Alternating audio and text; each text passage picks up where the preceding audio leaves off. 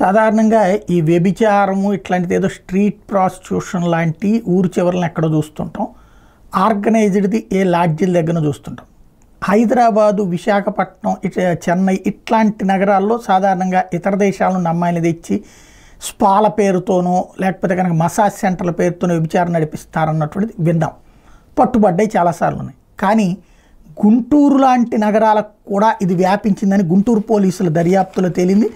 తాజాగా పోలీసుల ఆకస్మిక దాడుల్లో థాయిలాండ్ మహిళలు చాలా చోట్ల పట్టుబడ్డారు. అడిషనల్ ఎస్పీ సుప్రజ ఆధ్వర్యంలో డిఎస్పీలు, సిఐలు, ఎస్ఐలు, కానిస్టేబుల్, మహిళా కానిస్టేబుల్ 4-5 బృందాలుగా ఏర్పడి ఒకేసారి 7 స్పా సెంటర్ల మీద దాడులు నిర్వహించడంతో ఈ గుట్టు రట్టయింది.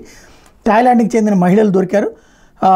ఇందులో ప్రధానమైనటువంటిది ఏంటంటే ఎస్కే ఆసిఫ్ మేనేజరు కిరణ్ కుమార్తో పాటు ఇది ఎక్కడ లక్ష్మీపురం ప్రధాన రహదారిలో ఉన్నటువంటి తురా ఇంటర్నేషనల్ స్పాలో దాడి చేస్తే అక్కడ థాయిలాండ్కి చెందిన మహిళలు దొరికారు. వ్యభిచారం నిర్వహిస్తున్నందుకు స్పా యజమాని ఎస్కే ఆసిఫ్, మేనేజర్ కిరణ్ కుమార్తో పాటు అక్కడ పట్టుబడిన ప్రభాత్, వెంకటేశ్వరం, హరీష్ల మీద పోలీసులు కేసు పెట్టారు. యువతను రెస్క్యూ హోమ్కి తరలించారు. మరోవైపు అయాన్ స్పా సెంటర్ మీద దాడి చేస్తే 3 పురుషులతో పాటు 4 థాయిలాండ్ మహిళలు ఉన్నారు.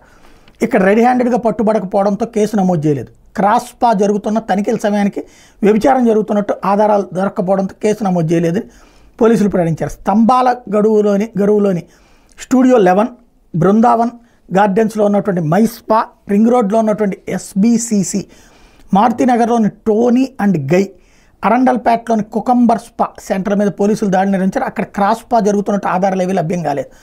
అయాన్ స్పాలో క్రాస్ స్పా జరుగుతున్న కేసు నమోదు చేయలేదనమాట. అంటే ఇక్కడ ఏంటంటే అబ్బాయిలు అమ్మాయిలకి, అమ్మాయిలకి అబ్బాయిలకి చేయటాన్ని క్రాస్ స్పా అంటారు. ఇది నిషేధం ఉందంటే చట్ట ప్రకారం నిషేధం లేదు కాబట్టి దాని కింద అరెస్ట్ చేయకూడదు.